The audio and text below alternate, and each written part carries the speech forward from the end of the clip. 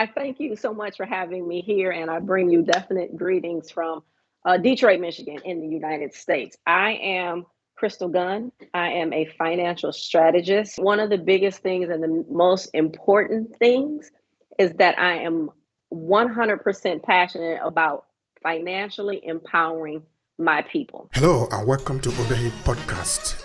I'm your host, Obehi A14, and I strongly believe that everyone has a story to share.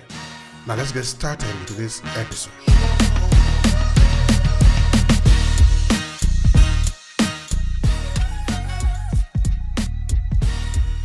So I'm born and raised in Detroit, Michigan. Went to college at Michigan State University. Had been in, oh my God, corporate America probably for 30 years. Had started, I've owned my own mortgage company, my ex-husband and I, 20 years ago. Currently, I am a divorced mother of one incredible 21-year-old. I'm a financial strategist, and I have two other organizations. One is the Amazing Woman Network, which was designed to unite and empower Black women globally under our pillars of reclaiming our personal power, mind, body, and spirit, reclaiming our financial power, and increasing our social involvement. And then also I have a nonprofit organization called United Community Solutions, where we strive to bring resources, uplift, and connect communities across the United States. Thank you for that, dear Krista. I really appreciate the good work that you guys you are doing out there, talking about particularly the community. And as you can see here, we are actually concentrating on the diaspora community because it is important for us, and we need to think carefully about how money works. But unfortunately, we don't learn these things until sometimes it is a little bit too late. And it's something that we all really should be learning how money works. This is why I'm sort of trying to understand if that is also how it happened in your case, particularly there in the United States. How much people really understand about money? Do we talk about it often, or do we think that it is not important? Because for most of us that are here in the diaspora, we are here in relation to money. We are looking for a way to have better living. And the way that we'll be able to do this is by having the equivalent cost of that, which is money. But it is rather strange that we don't often talk about money enough, like how money works. So this is something that I find it surprising on a number of occasions. Growing up, going through school, grade school and high school, there was never conversation about money in school. We weren't taught anything about money. You were taught how to add numbers, but we weren't taught how the importance of our personal finances. In college rather, because I was a business administration major, of course we were taught about finances in business and as it related to business. But again, nothing personal about your personal finances. In my household growing up, luckily enough, we talked some about money, and how to be a good corporate citizen, if you will, about money. However, it wasn't a major conversation. And we had a really great life growing up, so money wasn't an issue, but there wasn't a ton of conversation about how to use it to better your life, to empower the community, and to pass it down generationally. And then when you look at conversations with peers, you never talk about money. You talk about things that money can buy, right? But you never talk about how do we amass more money? How do we use it again to grow, to empower, to pass down to generations? Those aren't conversations that people are having. And it impacts us every day negatively. You can't. So money solves a multitude of problems, right? And we have to start talking about it.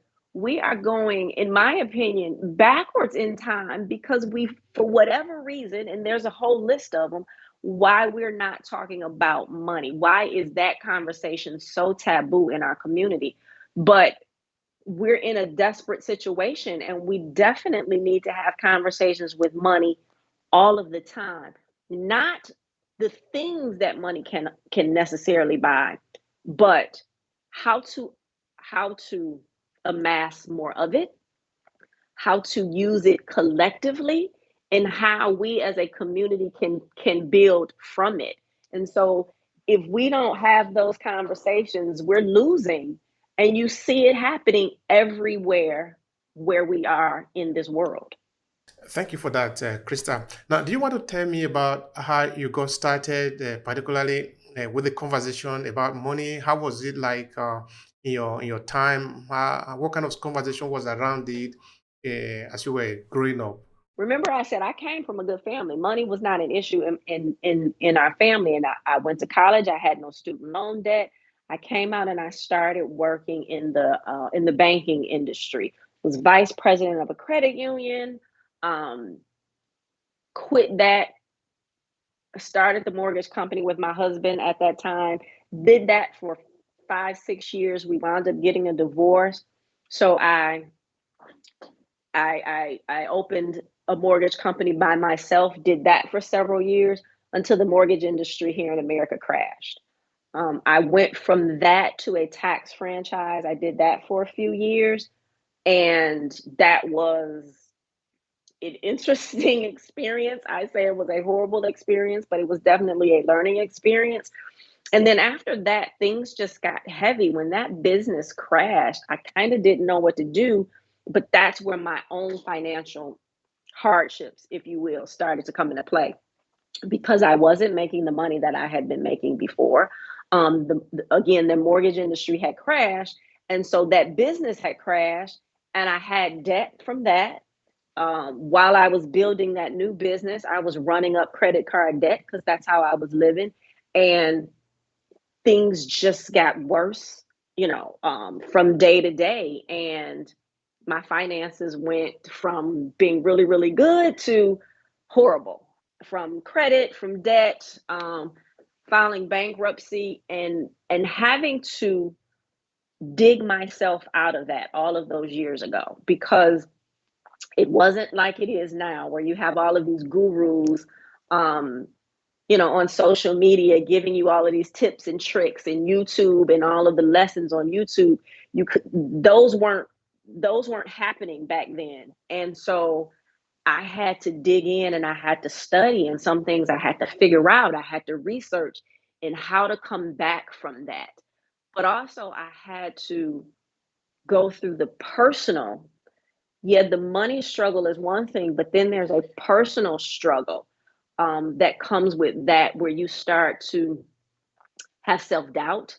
Can I do this? Am I worthy? So I had to not only rebuild my personal financial situation, I also had to rebuild my personal situation about what I thought about me, my worth, my value, what I deserved. And I literally had to dig in deep, study, learn, and come up with a system, if you will, um, for success in that financial area. And it was tough. And going through it, I didn't understand why I had to go through it. But when I came through it, I realized that part of the reason that I had to go through it was I needed the knowledge and the understanding, but I also needed to be able to empathize and sympathize with those people who I was supposed to go back into the storm, in that financial storm, and help bring out. And so, I believe everything has a purpose. And so I had to go through my own journey in order to be able to do what I do today in helping other people get through that financial storm. We don't budget well. So when we think of the term budget, we think someone is going to tell us what we can and cannot do, what we can spend our money on, and what we can't. But in reality, when you're building that efficient budget and you're assigning every dollar that you earn a job, that lets you know where you're spending your money, how you're spending your money. But you also take a look when you're reviewing those statements, you also can see what you value over you, right? So I think the number one thing is you got to go back and you got to look at, well, where am I spending my money? Too often people say, well, I don't make enough money. You might make enough money. You may make more than enough money, but how are you spending it? And if you don't know, I always say it's the things that you don't track that eat up all of your money. For example, most people know how much they pay for rent or their house payment. They know if they have a car payment. They know if, utility bills, they know what those things are. But when it comes to, I went to the restaurant yesterday, I went to McDonald's the day before, I stopped at the gas station, got gas, but I also bought, $7 worth of items every single day from the gas station. It's all of those things that people aren't tracking that that's where they get lost. So the first step is to know where and how you're spending your money so that you can adjust from that, because without that you can't do anything else. To know where and how you are spending the money. That is very important for me. And that means now we are probably talking about mindset, having a good orientation about financial literacy. Let's just put it the way it is. It's about financial literacy, understanding how money works. But how do we really get started for people who do not have an idea about mentalities, this mindset shift? So I don't know if you want to recommend some few things for us on what people should do so that they can get better control of their money. Using your own words, you must know how and where you are spending your money. I think this is really vital. You have to find the problem in order to fix the problem. And the problem in most cases is the spending, the habits, the way that we spend our money. When you do this, you may find, wow, I really don't make enough money. Maybe I need to cut out some of these things and or look for additional employment where I can earn more money.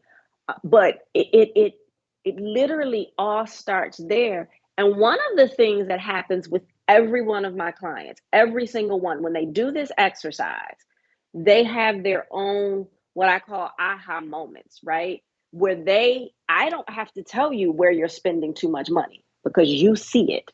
And you say, you know what? I can't stop at the gas station on my way to work every single day and buy the cups of coffee and the donuts because it's costing me too much money. Or I can't do, fast food for the family every single night. We need to, go to the store, buy groceries and cook at home. So you get to see where you need to make changes and someone else isn't telling you what to do. Because sometimes we don't like to be told we don't like to be told what to do. But when you go through that and you look at where you're spending your money, you see, and then you get to determine, you know what? I can't keep doing that. And then the process is to then take that money that you were wasting and spending on these other things and reallocate them into places that make more sense and will better serve you. I think one of the biggest issues is, I mean, we can go back to what we haven't been taught, right? So we wind up being reactive instead of proactive, meaning we're going back and trying to fix a problem instead of having the knowledge up front so that the problem never arises. So that's one thing, right? Again, that goes back to us being taught when we're children. If we're taught when we're children and that's how we grow up, then we don't have these problems as adults, because you can see what happens when we don't teach it to the children. They grow up, they have these problems. So then you spend several years trying to fix the problem after you finally decided to face the problem. The other issue is just society in general. Society says you have to look a certain way, you have to drive a certain car, you have to wear certain clothes, you have to have certain things. And every bit of that more money out of your pocket. So um, we buy into this notion that the things we have gives us status and determines our worth as other people see us. Now, I'm not saying you are not supposed to have the things because that's part of life, enjoying those things that you want to have. But when the need to have those things is greater than the need for your freedom, that's you have the problem.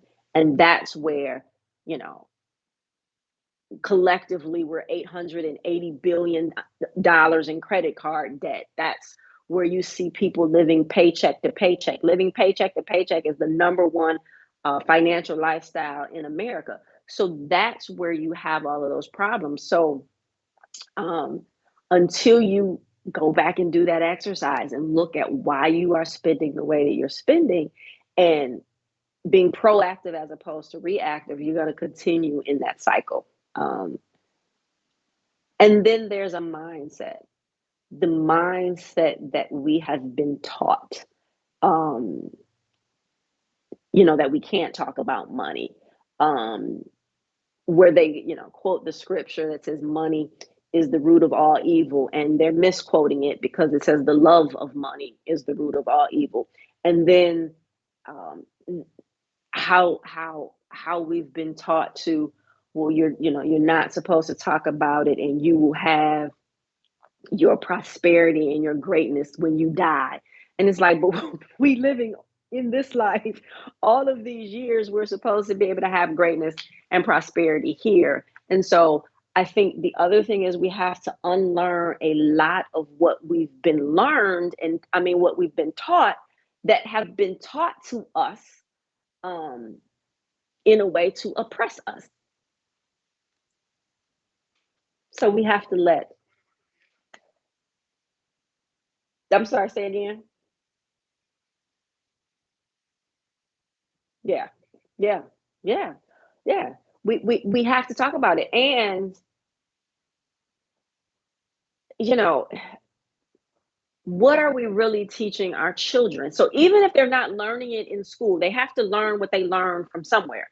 And at some point, we have to want better for the next generation and the generations that follow after that, which means we have to do something differently now.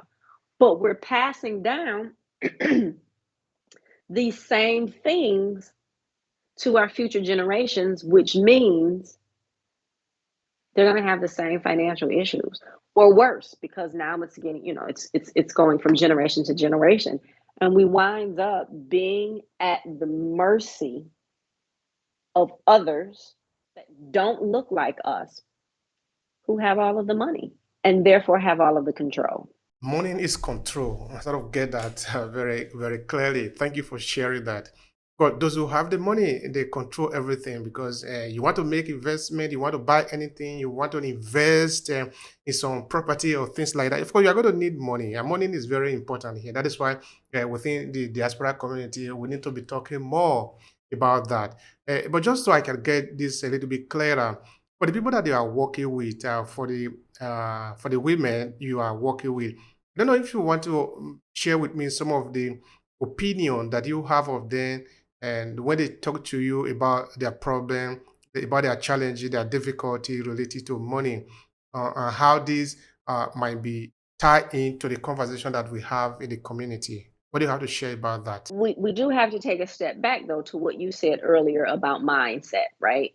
You have to go back and figure out what's truly important for you. Remember, I said you're supposed to have all of the things. Money is a source of freedom. However, the way that so many people live, they're not free. And when I talk about free, what I mean is they have so much debt, or they have all of these different bills because they have all of these different things, and their need to have more and more things, some of which they can't afford anyway, which keeps you in a constant state of, I have to go to work, I have to go to work, I have to go to work, right? I have to go to work to pay for all of the things that I've accumulated, but I can't even enjoy the things that I've accumulated because I have to work so many hours in order to be able to pay for the things that I accumulate. And then I continue to accumulate more and more things, which means I have to work more and more hours. So you wind up being on this constant treadmill or wheel of insanity, right? And I don't think it matters.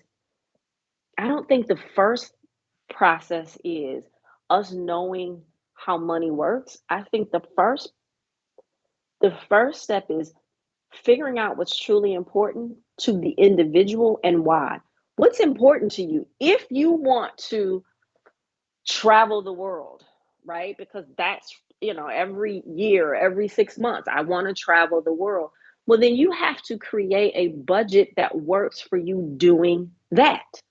If you want to have the great big house and the really expensive car, okay, then you need the income and then the budget to work so that you can get there. So, and money is, it's energy, right? I believe. And it's a ebb and flow. It's currency. So it's this ebb and flow of this thing. But it all goes back to mindset, what you feel about you, what you want in your life, and what are you willing to do to get there. And I think when you really and truly step back and find out what's most important to you, then from there is how you build the strategy, because that strategy is going to be different for everybody else, for everybody, because everybody wants something different.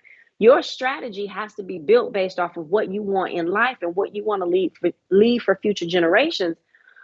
But you have to go back and you have to define that, what you want, and you can't let, which happens all over the world, society and culture tell you what you're supposed to want and what you're supposed to have and what you're supposed to do in order to feel a certain kind of way, in order to make yourself look a certain kind of way.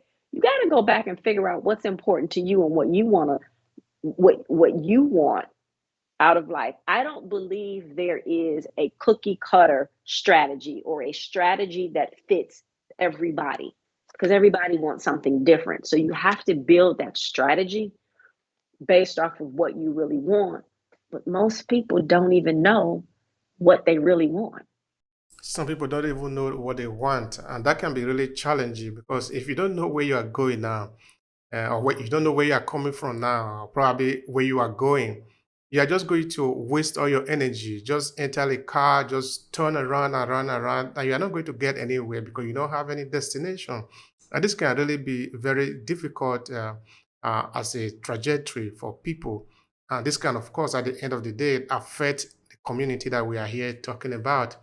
And how do we get there? How do we get to this self-destructive mindset that many of us are in? Or could it be based on our education, the information that come to us? I think we've been taught, brainwashed, programmed to believe there's not enough money for everyone. And there is, right? So, I, and then the second piece is, am I worthy to have this money? Am I worthy? Am I valuable enough to have everything that I want? And in our community specifically, we have been taught that we're not worthy, that we're not smart enough, that we don't have what it takes in order to make money. And when you look around, you see that that's not true. Like, you see that it's not true, which means it all comes back to the individual. You have to decide. You have to decide that you want something different. And when I say something, I don't mean more things. But when we've been taught and you constantly see, you know, this person in music or in movies, and they have, again, all of these things, then we're driving ourselves to go get all of these things. So until we have a shift in mindset and understanding, one, that we're worthy, two, that we can, and three, that we have to work collectively, that's really, really important, we're going to stay in the same situation, right? If you don't change your mind, you cannot change your situation. And I don't care if it's money, if it's health, whatever it is. You have to change your mind first. But I think because people are sustaining or maintaining a certain lifestyle, even if they have to, they're late on payments over here, they have bad credit, they have no savings for the future, they're not providing anything for future generations. But if they're sustaining and maintaining what they have right now, that they don't feel like they need to learn anything else. Well, I'm doing it. I got this, I got that, I have this bag. And it's like, yeah, but you don't, your kids are going to be in the same situation. They're going to have to work for someone else all of their lives because you won't do something a little different in this life to impact them in that life. So I and without the mindset shift, the strategy doesn't even matter. They need to read. Anytime there's a financial workshop, they need to go. Anytime there's an opportunity to learn more in every area of finance, they need to step up and do that. And then I am a firm believer, not only because I am one, but I am a firm believer that you need a coach, right? If you have an illness, you go to the doctor to see what the problem is and come up with a strategy for healing. If you want to get in shape and lose weight or build muscle, you're going to go get a physical trainer. If something's wrong with your car, you're going to go to that mechanic. You need a financial strategist or a financial coach in your life, because here's the other piece of it. One, you don't know what you don't know. And two, you need somebody to give you a different perspective. And there's so much information out there about finances. It can be overwhelming to you. And when things become overwhelming, people tend to do nothing, right? So, oh my God, this is too much. I don't know where to start. I don't know what that thing is that I'm supposed to do first. So they wind up doing nothing, right? So where you can go and learn and self-study, I think you also have to go and have that fellowship in group situations, but having that individual that can help you and direct you and that's looking out for your best interest to help you create the strategy for you in order for you to live the life that you want. Again, not a cookie cutter thing that works for everybody. You got to build it. So I think it's an amalgamation of all of those things. It's not just one thing that you can do, but you definitely have to get the help that you need in order. Because if you don't know, you don't even know what to research, right? So yeah, I can go do and get all of these books, but you'll wind up getting all of these books and reading all of this information, and you still may not know, well, what's the very first thing that I do? You can't build a 10-story building and start with the second floor. You have to go dig down to build that solid foundation. That's really the first thing that you need to do. But how do you do that? And a lot of times you either aren't going to find it in a book, or it's going to be so much information that you don't and can't figure out what that first step is. So yeah, I think all of those are necessary, but working with somebody who's going to walk you through that process is going to be very beneficial. Sure, you are right. We all need help. We all need help. There is no denial in this, because all of us did not start at the same point. So certainly there are those who are ahead of us that we might sometimes need to ask, how can we overcome these hurdles? How can we overcome this challenge that we are facing? So we all need help. And this is why people like you, of course, the role that you play in the society are very important, because you are coaching people, helping them to understand how to straighten out their life. This is highly valuable. How do you approach it when they come to you? What do you do with them to sort of help them to straighten up their line so that they can better control their finances, their money? Because we all need to have more money so that we'll be able to take care of our financial need and also our other need, of course. Why not? So, how do you approach this client of yours? So the first thing is I need to know what they want, right? And what you mentioned earlier about getting in the car and driving and you'll run out of gas because you don't know where you're going. It's the same thing with that and with really anything in your life, right? So I always ask people, well, what's your financial masterpiece? If you had all of the money that you think you needed, what would your life look like financially? Where would you live? What would you drive? What would your kids have? What would you do? Would you travel? What does that look like, and what are you looking for? Because that's going to be really important in what I call the financial therapy. So when you work with me, it's not just the numbers, right? We're not just talking about these numbers, the plus, the minuses, the debits and the credits, the credit score and the savings numbers. But we're really talking about, again, mindset, but what it is that you want so that we can build a strategy for that, because there's no two people that are wanting to get to the exact same destination. So it's really and truly that first step is finding out what someone wants, because I can't give you directions if I don't know where you're trying to go. Like, I can't, you want to go on vacation, I got to ask you, well, where are you going? If you tell me, you want to go to California and one other person wants to go to New York from Michigan, well, the strategy and the directions are going to be different. So I have to know what you want. But the incredible thing that I find is people don't know what they want, or what I hear a lot is, I just want to be comfortable. And I think that goes back to being programmed and taught that we can't say that we want to have a lot of money. We can't say that we want to make a lot of money. Well, why not? I want to make a lot of money. I want to make a lot of money because the more money that I make,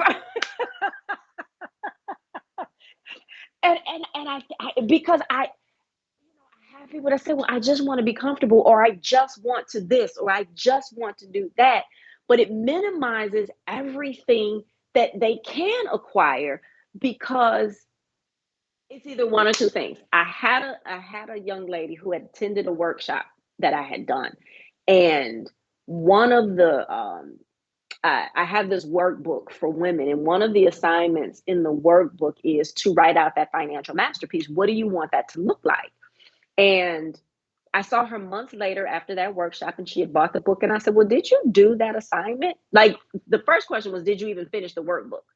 And she didn't finish the workbook. And I said, well, did you even do the writing out your financial masterpiece? Did you do that assignment?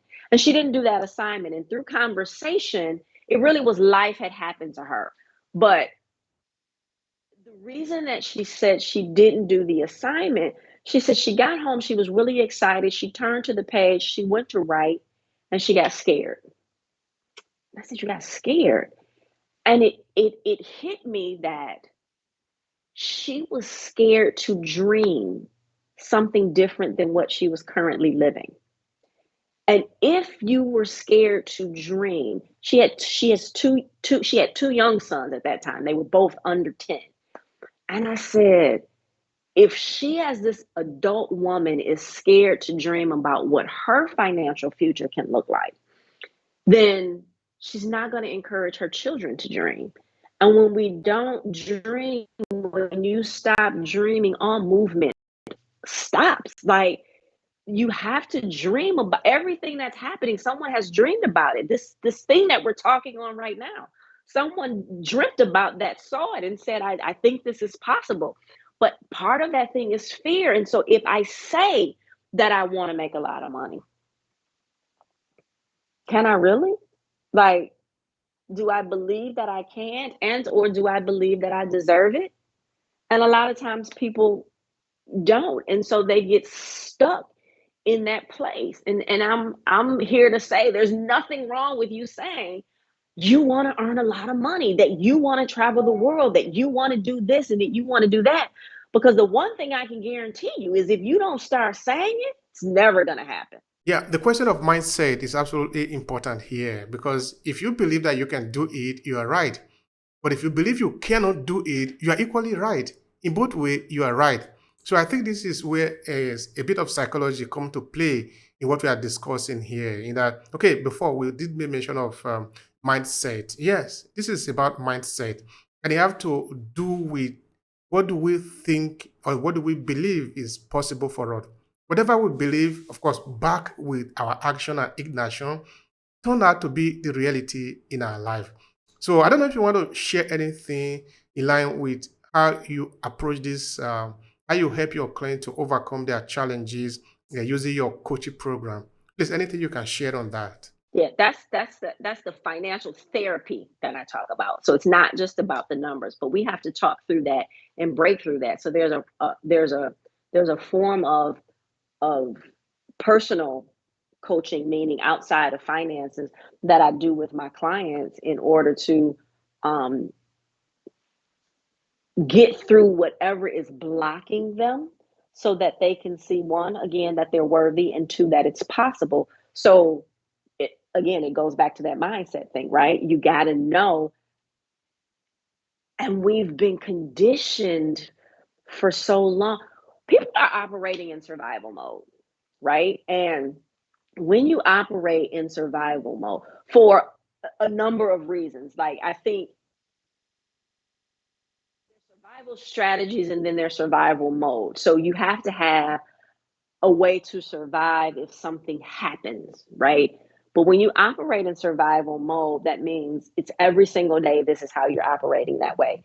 And people don't realize that they're operating that way. But what happens to you mentally is the same thing that happens to you in that life-threatening situation where the fight or flight comes in, where the brain automatically shuts down access to the cortex. I'm sorry, the body automatically shuts down access to that cortex part of your brain.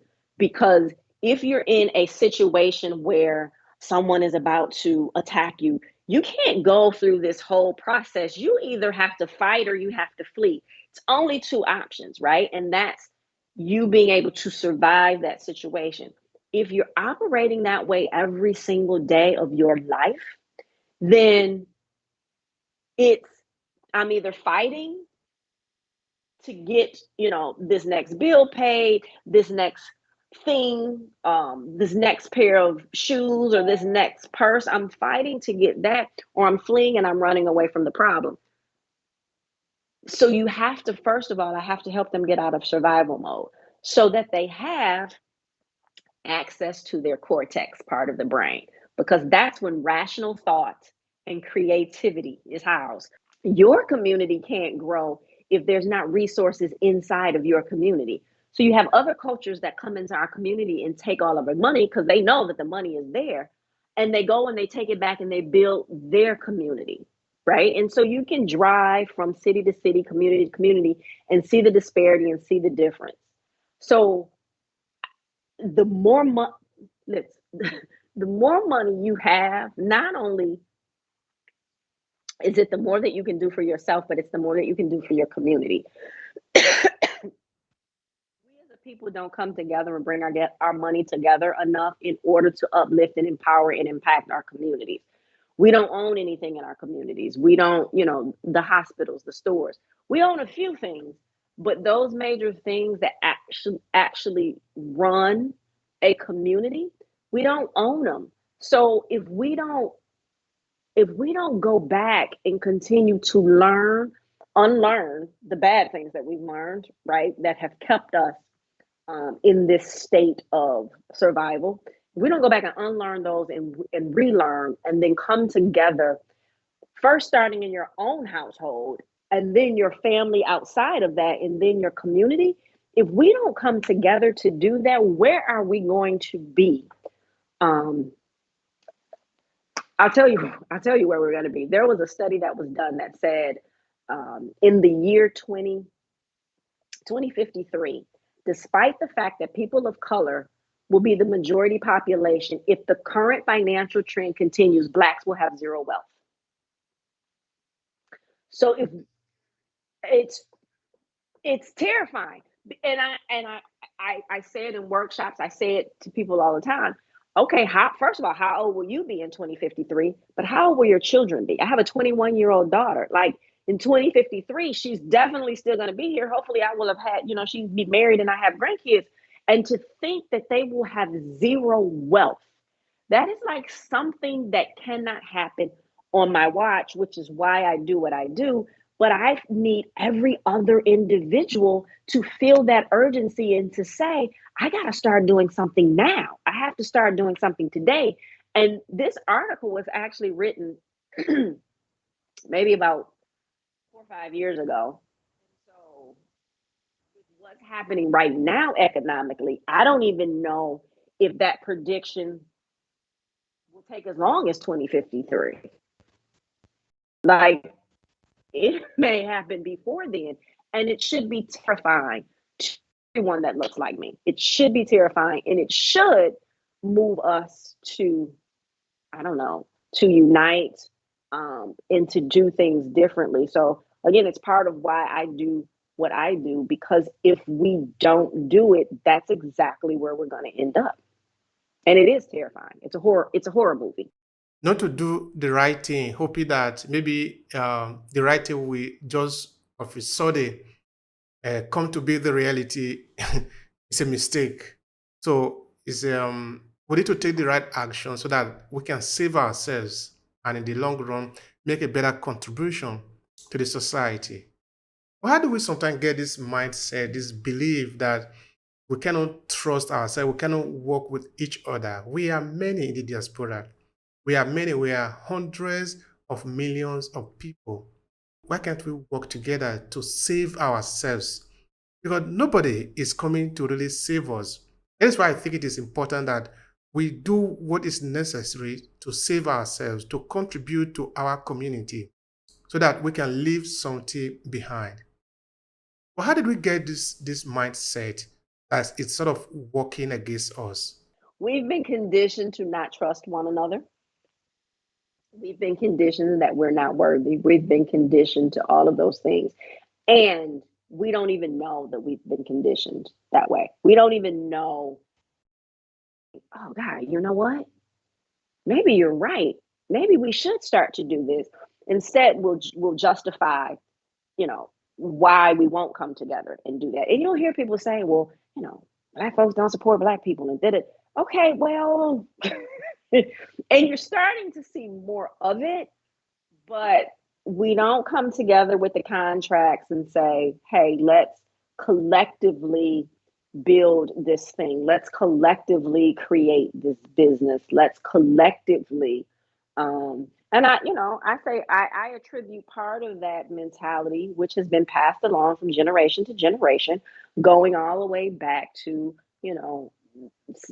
days of slavery, when there was only so many people that were allowed to work in the house and everyone else was in the field. Well, I'm going to do whatever I need to do to protect my position, and so that might mean that I'm not going to work with you, because maybe if I do, you're going to take my position. So there's so many layers to why we operate the way that we operate, um, and I think those layers and the number of layers on each individual is different, but you know, we're in dire straits. And it's exhausting. It literally is exhausting. I am all about community and doing what we can in order to um, improve, empower, and unite our communities. And then the community, then, let's then connect with other communities, because it's us being together that's going to make this difference. So, one of the things that I do through the nonprofit is also financial literacy. So I do that on the personal side and I do it on the nonprofit side. So, families can call me, or friends. It's a group of 5 to 10 friends that want to do a financial workshop. Listen, let's get together and do that financial workshop. You and your friends should be talking about money because you want to travel together. You want to do all of these things. So I do all of those sort of things. One thing that is a project that is really and truly dear to me is something that I call the Red Dot Project. And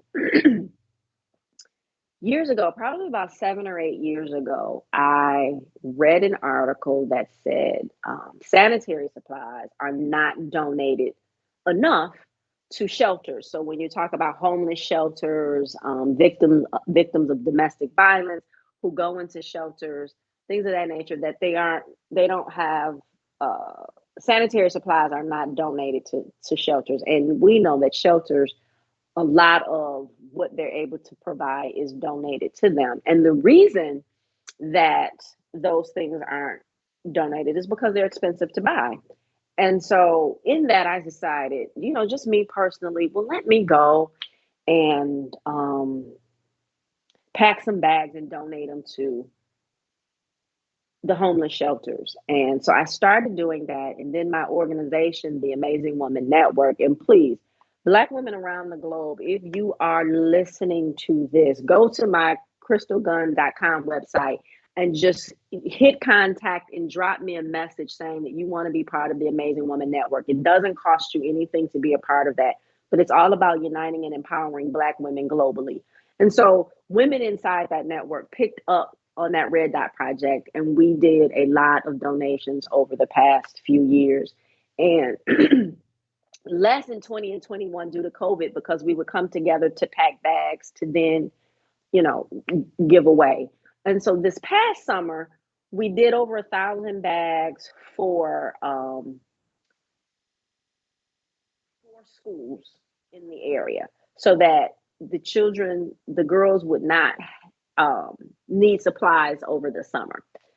But also this year, I started having different thoughts about how I wanted to approach the Red Dot Project. And because there's this whole thing, there's this global problem of period poverty, and that's what they call it. And there's this push to eradicate period poverty, and everyone should have supplies, and they shouldn't be taxed, and all of this, right? And I said, well, you can't ever end period poverty without addressing the issue of poverty, because that's the reason that there's the issue in the first place. Now, there are, depending upon what country and what area you're in, there are some other things when it's, very male dominated cultures and all of that. And there are just some areas that are just too poor and don't have the supplies. But we also wind up having a lot of, I'm going to get the supplies just because they're free. Not because I really need them, but just because they're free. And with that, you ultimately cannot, again, end period poverty by continuing to hand out. You have to do something in order to uplift and empower the individuals that are receiving the products. So part of the Red Dot Project is to, one, supply those supplies to people who are really and truly in need, and then also to provide the financial education in an effort that they will no longer need the supplies. And then in those areas where even with financial education, that's still not going to help and not be enough, then how do we go in and create sustainable projects where the individuals who live there that are in need of supplies can then earn additional revenue, and then we can change the economic landscape of that community. So that is something that is really, really huge on my part, and a major push going out in 2023, where I would love to have 20 countries around the world doing this Red Dot Project in a true end to period poverty. Thank you so much for the conversation, dear Krista. Now, what would be your final thought considering what we have discussed today, and what would be your recommendation to help people overcome these challenges that they are facing? I think the first thing we have to do is go back to mindset, unlearning. I mean, there's so many lies that we've been told over the years, right? That at some point we don't know what to believe. And where you see a lot of those lies are starting to be, uncovered, and people are, as they say, waking up. But it starts with, there's a saying here that says, get your house in order, right? You have to, and it's the same concept of when you're flying on a plane and they say, put your your mask on first before you put on the mask of someone else. So it's that same thing. You got to get your own house in order first. So you have to start with self. And then if there's other people in your house, you have to then start with the other people in your house. And they have to come and in that house create unity within that house. I talked to a woman day before yesterday, who her son has moved in. She has a 2-bedroom house that she owns. Her son had moved back in because he was ill. And then his son, I don't know, high school age, had moved in. And then her husband, she was still legally married to him, but he didn't live there. And then he moved back in. No one was paying rent. No one was cleaning. it was just her. And there's not even unity in that house. They're not even moving towards something together inside of that house. So if you're not even moving to be financially free with the people with whom you live, you definitely can't do that with people in the community. So I think it starts with self. Put on your mask first, and then help the people in your home. And everybody has to be moving toward a single goal. Like they have to, and other communities do it. So you can't tell me that it's impossible, right? Other communities do it all the time. And then once you have your own house in order, now you get to move out into the community. So who are your relatives? Who are your neighbors? Who are the people that are like-minded inside your community, or inside your circle, that you all are now having those conversations about, again, getting their house in order. So if we have a house here in order, a house here in order, a house here in order, that's how it starts to spread and eradicate the problems that we have, from not being financially free. And again, going back to that mindset and unlearning and relearning the things that we are supposed to do in order to work together, to become financially free. And that third thing is getting with the people who can help you get there, the coaches, the strategies, the planners, that's going to give you the information and give you the directions to be where it is that you're trying to get. But you ultimately have to know where that destination is. If you enjoy this podcast, make sure you subscribe so you never miss any of our future episodes. Rate and review Obehi Podcast and share with your friends who might need it. I remain Obehi Ewafo. Thank you so much for listening, and talk to you in the next episode.